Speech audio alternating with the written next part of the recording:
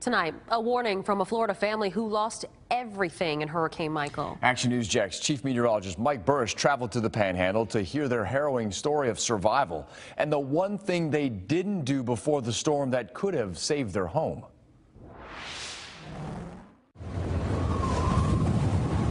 It took us from 7 o'clock in the morning when we got the alert on Monday morning until the bridges were closed to get ready for the storm. Clayton Studstill was out of time. We had so much to do. As Hurricane Michael slammed the Panhandle, Studstill and his wife had to ride out the storm, or at least try to.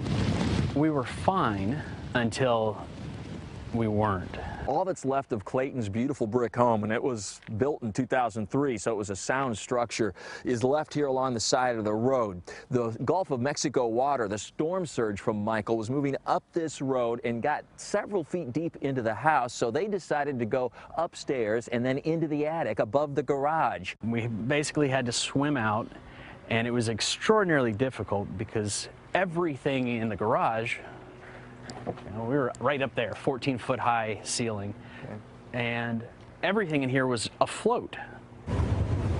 In the hours that followed, it was really difficult and exhausting because we hadn't slept, because we'd done nothing but storm prep. But there was one thing they hadn't prepared for. We weren't prepared for a fire. We were really sad. The PTSD is real.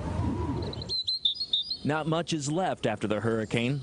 Charred remnants of their everyday lives. Kids' shorts, a scorched truck, a blackened corner of the garage, the pool. We had fish in the pool for 3 weeks after the storm.